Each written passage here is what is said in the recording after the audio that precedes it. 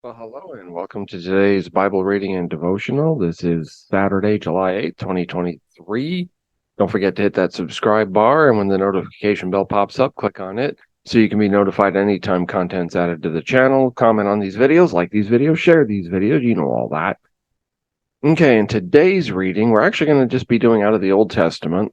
The calendar for the Kingdom Bible reading plan that Logos generates today calls for Psalms 5 and 6, which I know we've already read, but this plan is designed to go through the Psalms twice. And then we'll do Psalms 5 and 6, and then Psalms 44 and 41, and then we'll do 1 Samuel 7 and 8. We did all of Mark chapter 1 yesterday, which is actually one of the chapters meant to be in today's reading. So we'll do these readings out of the Old Testament. So if you want to get your Bibles, we will start in Psalm chapter 5, and then we'll do both readings out of the Psalms, and then we'll go to 1 Samuel. So if you want to get your Bibles open there or your apps open there, however you do it. Oh, today's mug is from the Nashville Zoo. I'm actually drinking tea today, not coffee right now. Might get some coffee later. And the Watchdogs is the t-shirt that I'm wearing. Watchdogs, it's an acronym for Dads of Great Students. I was a member of that group in Florida. Hopefully we'll get a chapter going here. And of course, that's not meaning they're endorsing me or anything like that. I just happen to have the t-shirt on while I was doing this, and I just thought I'd give an explanation to the guys out there. If you want to look into it, it's a good organization. You might look at getting a chapter started at your local school, especially for the elementary school, where I believe it's really critical for parents to be involved. And my work in the schools and with churches has told me that parental involvement is critical to keeping your kids in school and keep them off the streets and out of gangs and out of things that they shouldn't be in the first place. So that's, and help the kids, help to motivate them, help them to have a drive to want to succeed academically and professionally, whatever endeavors they do. It doesn't necessarily mean financially. I know people, and myself included, who financially are not maybe successful as the world sees it, but have got themselves in some good occupations that they enjoy. They've raised families. They've done quite well for themselves without necessarily having a huge bank account. Okay. And besides, remember that huge bank account's not going to get you into heaven. So we have to remember that. Okay. I'm going to go into my postage stamp. So you should see Psalm 5 on your monitor. Wait a minute. Let me pull this down. I just did a little adjustment a minute ago on the screen. Come on. Gotta keep giving my disclaimer that me and electronics don't always get along. So, okay. And I've got a cough suppressant, cough sweet in my mouth. So you might hear it clicking a little. I'll try to keep it down, but this cough's been kind of giving me fits. So anyway, let's begin in Psalm 5, a prayer for guidance to the chief musician with flutes, a psalm of David. Give ear to my words, O Lord, and consider my meditation. Give heed to my voice, to the voice of my cry, my King and my God. For to you I will pray. My voice you will hear in the morning. O Lord, in the morning I will direct it to you, and I will look up. For you are not a God who takes pleasure in wickedness, nor shall evil dwell with you. The boastful shall not stand in your sight. You hate all workers of iniquity. You shall destroy those who speak falsehoods. The Lord abhors the bloodthirsty and deceitful man. Now, this I want to point out. I've been reading some, and you'll hear me harp a lot on the what they call themselves progressive Christians. I call them counterfeit Christians. And one of them I was reading didn't believe that in a personal God, and looked at prayer. And this is a guy who claims to be a Christian, claimed that prayer was really trying to manipulate God. But you notice David here says, "My voice you shall hear in the morning." That's the first thing he's going to do when he rolls out of bed, is to pray. Prayer is not manipulating God. It is simply taking our requests to God, just like Paul would later tell the Philippians, let your requests be made known to God. And he says, in verse 4, you are not a God who takes pleasure in wickedness. Well, the churches who call themselves Christian now, who are changing their views on marriage and that sort of thing, and on various moral issues, they are taking pleasure in wickedness. And they're doing it with the idea of being inclusive. They want to be more like our society around us. I'm going to tell you right now, and I've said it before, it is not going to end well. If you're in a church that's doing that, we have to be more inclusive. We got to be like our society. Get out of there. Okay, because we're going to see in one of our readings today what happens, or the beginning of what happens when you want to be like the people around you. Okay, verse 7. But as for me, I will come into your house in the multitudes of your mercy. In fear of you, I will worship towards your holy temple. Uh, Lead me, O Lord, in your righteousness because of my enemies. Make your way straight before my face. For there is no faithfulness in their mouth. Their inward part is destruction. Their throat is an open tomb. They flatter with their tongue. Pronounce them guilty, O God. Let them fall by their own counsels. Cast them out in the multitude of their transgressions, for they have rebelled against you. Verse 11, but let all those who rejoice, who put their trust in you, let them ever shout for joy, because you defend them. Let those also who love your name be joyful in you. For you, O Lord, will bless the righteous with favor. You will surround him with as with a shield. Psalm 6. The prayer of faith in time of distress, to the chief musician with stringed instruments on an 8-stringed harp, a psalm of David. By the way, I don't know if you've heard it, but there's some activity going on in our area, a lot of thunder and lightning right now, and it's raining a little outside, so you may hear the rolling thunder in the background. O Lord, do not rebuke me in your anger, nor chasten me in your hot displeasure. Have mercy on me, O Lord, for I am weak. O Lord, heal me, for my bones are troubled. My soul also is greatly troubled, but you, O Lord, how long? Return, O Lord, deliver me. O save me for your mercy's sake, for in death there is no remembrance of you. In the grave, who will give you thanks? I am weary with my groaning. All night I make my bed swim. I drench my couch with my tears. My eyes waste away because of grief. It grows old because of all my enemies. Depart from me, all you workers of iniquity, for the Lord has heard the voice of my weeping. The Lord has heard my supplication. The Lord will receive my prayer. Let all my enemies be ashamed and greatly troubled. Let them turn back and be ashamed suddenly. Psalm 46. God, the refuge of his people and conqueror of the nations, to the chief musician, a psalm of the sons of Korah, a song of Alamoth. God is our refuge and strength, a very pleasant help in time of trouble. Therefore we will not fear, even though the earth be removed, and though the mountains be carried into the midst of the sea, though its waters roar and be troubled, though the mountains shake with its swelling. There is a river whose streams will make glad the city of God, the holy place of the tabernacle of the Most High. And God is in the midst of her. She shall not be moved. God shall help her just at the break of dawn. The nations raged, the kingdoms were moved. He uttered his voice, the earth melted. The Lord of hosts is with us. The God of Jacob is our refuge. Selah. Come behold the works of the Lord, who has made desolations in the earth. He makes war cease to the ends of the earth. He breaks the bows and cuts the spear in two. He burns the chariot in the fire. Be still and know that I am God. I will be exalted among the nations. I will be exalted in the earth. The Lord of hosts is with us. The God of Jacob is our refuge. Selah. Praise to God, the ruler of the earth. And then Psalm 47, to the chief musician, a psalm of the sons of Korah. Oh, clap your hands, all you peoples. Shout to the God with the voice of triumph. Let's try that again. Oh, clap your hands, all you peoples. Shout to God with the voice of triumph. For the Lord Most High is awesome. He is a great king over all the earth. He will subdue the peoples under us and the nations under our feet. He will choose our inheritance for us, the excellence of Jacob, whom he loves. Selah. God has gone up with a shout, the Lord with the sound of a trumpet.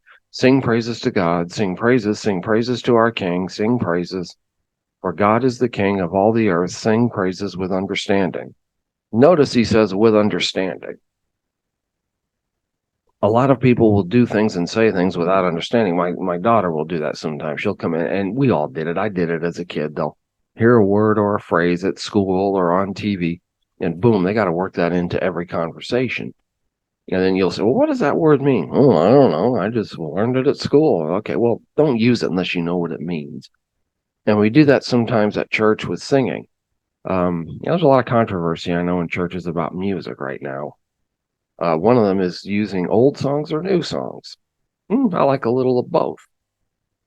When you turn on the radio, you hear, whether you like them or not, people like Carrie Underwood are on the air, Taylor Swift, Keith Urban, I think, is still getting quite a bit of airplay. But you don't hear a lot of Marty Robbins or Johnny Cash. I know it's country music, because that's what I listen to a lot of. But on the Sunday morning oldie show, yeah, you'll get Johnny Cash and Marty Robbins and George Jones and Tammy Wynette and those people. And so when it comes to church music, the contemporary stuff is okay. Some of it, some of the old stuff is okay. Some of the old stuff I can't stand. Some of the new stuff I like. But my point is to look at the words, and if you don't understand them, do some investigating. There's a couple of songs in our book that use archaic language. I asked a friend one time who interpreted for the deaf, how do you interpret Night with Ebon Pinion? That's a song that's sung a lot of times before communion. He said, well, I translate it as dark fear. Ebon is ebony, which is dark. And then pinion, he said, he just did as fear. Another signer told me once there are no signs for that. And went over some of the songs that we sing that there are no translations into American Sign Language. So anyway, and just a little diversion there, but just try to think about the words that we sing and that we use and what they mean. Verse 8, God reigns over all the nations. God sits on his holy throne. The princes of the people have gathered together. The people of the God of Abraham. For the shields of the earth belong to God. He is greatly exalted. Okay, so let's go over to 1 Samuel 7. 1 Samuel chapter 7, Israel defeats the Philistines. Then the men of Kirath Jearim came and took the ark of the Lord and brought it to the house of Abinadab. Interesting name. On the hill, and consecrated Eleazar his son to keep the ark of the Lord. So it was that the ark remained in Kirath Jearim a long time. It was there 20 years, and all the house of Israel lamented after the Lord. Then Samuel spoke to all the house of Israel, saying, if you return to the Lord with all your hearts, and put away the foreign gods and the Ashtoreths from among you, and prepare your hearts for the Lord, and serve him only, he will deliver you from the hand of the Philistines. So the children of Israel put away the Baals and the Ashtoreths, and served the Lord only. And Samuel said, gather all Israel to Mizpah, and I will pray to the Lord for you. So they gathered together at Mizpah, drew water, and poured it out before the Lord. And they fasted that day, and said there, we have sinned against the Lord. And Samuel judged the children of Israel at Mizpah. Now the Philistines heard that the children of Israel had gathered together at Mizpah, and the lords of the Philistines went up against Israel. And when the children of Israel heard it, they were afraid of the Philistines. So the children of Israel said to Samuel, do not cease to cry out to the Lord our God for us, that he may save us from the hand of the Philistines. And Samuel took a suckling lamb, and offered it as a whole burnt offering to the Lord. Then Samuel cried out to the Lord for Israel. And the Lord answered him. Now as Samuel was offering up the burnt offering, the Philistines drew near to battle against Israel. But the Lord thundered with a loud thunder upon the Philistines that day, and so confused them that they were overcome by Israel before Israel. And the men of Israel went out of the Mizpah and pursued the Philistines, and drove them back as far as below Beth-kar. Then Samuel took a stone and set it up between Mizpah and Shen, and called its name Ebenezer, saying, thus far the Lord has helped us. So the Philistines were subdued, and they did not come any more into the territory of Israel. And the hand of the Lord was against the Philistines all the days of Samuel. Then the cities which the Philistines had taken from Israel were restored to Israel from Ekron to Gath. And Israel recovered its territory from the hands of the Philistines. Also there was peace between Israel and the Amorites. And Samuel judged Israel all the days of his life, and he went from year to year on a circuit to Bethel, Gilgal, and Mizpah, and judged Israel in all those places. But he always returned to Ramah, for his home was there. There he judged Israel, and there he built an altar to the Lord. 1 Samuel chapter 8, Israel demands a king. Now remember what I've said about trying to keep up with other nations around you. Because we're going to see that play out in this situation. Now it came to pass when Samuel was old that he made his sons judge over Israel. The name of his firstborn was Joel, and his second was Abijah, and they were judges in Beersheba. But his sons did not walk in his ways. They turned aside after dishonest gain, took bribes, and perverted justice. 1 Samuel chapter 8, Israel demands a king. Now remember what I said earlier about changing and adopting your ways to be like the people, the nations around you. This is where it's going to come back to really bite Israel. Verse 1. Now it came to pass when Samuel was old that he made his sons judges over Israel. The name of his firstborn was Joel, and the name of his second was Abijah. And they were judges in Beersheba, but his sons did not walk in his ways. They turned aside after dishonest gain, took bribes, and perverted justice. This sounds a little familiar. Sounds like his sons went down the same road as Eli's sons. And we don't know why. In both cases, the one thing we do see absent is there's no mention of a mother. So is it possible that Eli and Samuel got caught up in doing their judging and directing the religious affairs of Israel? They neglected their sons? Possible. Don't really know. On the other hand, I've known people who did pretty much everything right with their kids, but their kids made some bad choices along the way. And we can never overestimate the power of our choices that we make.